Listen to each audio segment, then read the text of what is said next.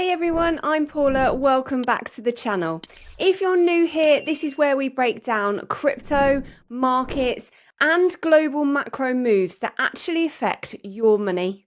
No hype, just clear explanations so that you can stay ahead of the curve. Let's get into it. The FOMC meeting this week is one of the most important macro events in the world.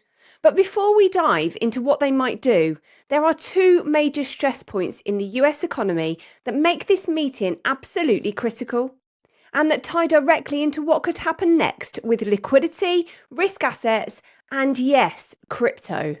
First, commercial real estate. The US commercial real estate sector is facing what many analysts call a refinancing wall. Roughly $957 billion in commercial real estate loans mature in 2025, nearly 3 times the 20-year average.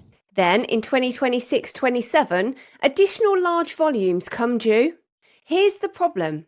Many of these loans were issued in a low-interest environment. Today, interest rates are much higher. That means refinancing those loans become expensive, and for many property owners, impossible, especially for office buildings, retail centres, and other hard-hit segments. There's already signs of stress. Delinquency on certain CRE-backed securities is rising, signalling that defaults or distressed sales are becoming more likely. If this wave hits full force, it could put serious pressure on banks, lenders, and the broader credit system, which means liquidity could tighten fast. And second, homeowner insurance costs are skyrocketing and becoming harder to secure.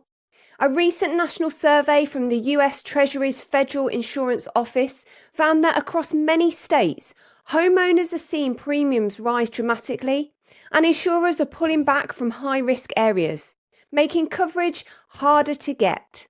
That's not just a burden for homeowners. It affects mortgage affordability, overall consumer spending, housing demand, and the increased risk of defaults and broader financial stress, especially once natural disasters strike. So what does this mean for policy and the economy? It means the US could be facing structural headwinds, a real estate sector under pressure, a housing market challenged by rising costs, and a financial system forced to navigate defaults, insurance gaps, and declining valuations. In that context, the upcoming FOMC decision becomes far more than a rate cut. It's a turning point. A rate cut or even a neutral hold could inject crucial liquidity into a stressed system. It could ease refinancing pressure, support asset valuations, and reduce cost burdens. Conversely, if rates stay high or tighten further, it could accelerate distress. The FOMC, the rate-setting arm of the US central bank system, at that meeting they can choose to cut, hold, or in rare cases raise rates. They also control balance sheet operations and forward guidance. These levers ripple through the global financial system, affecting everything from mortgages and corporate loans to global capital flows and risk sentiment. For homeowners, businesses, banks, borrowers, and investors, a cut would reduce borrowing costs and lighten refinancing pain. For institutions holding CRE debt, it might even give breathing room. For a mortgage market already under strain from rising insurance costs and property value pressure, it could ease defaults. For risk assets, stock, real estate, and crypto, it could spark a wave of liquidity, chasing yield and growth. And of course, the US doesn't operate in a vacuum. Europe, Japan, emerging markets, all of them make rate decisions too.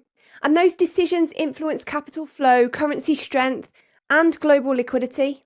In Europe, the European Central Bank meets in December 17th to 18th.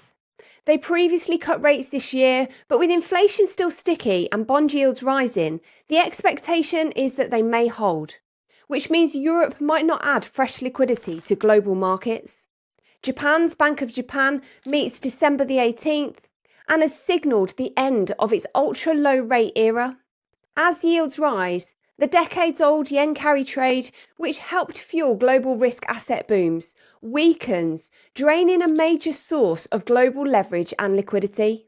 Meanwhile, in emerging markets like Brazil, high domestic rates remain the norm, keeping local capital at home and limiting outward flows, which means less global hot money chasing crypto or risk assets. So what does this mean for crypto? Given all of this, real estate stress, insurance cost pressure, global rate divergence, and a potentially dovish Fed, crypto could be entering a turning point. In the short term, increased volatility.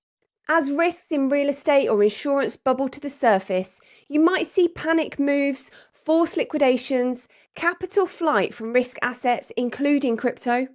In the medium to long term, if the Fed cuts, liquidity loosens and global flows readjust, crypto could see a new wave of capital inflows, especially if risk returns to more speculative assets and investors hunt yield or growth where traditional fixed income offers little.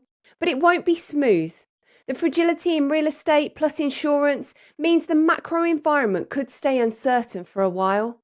Crypto may rally, drop, chop, but the structural pressure will remain, making risk management and timing more important than ever.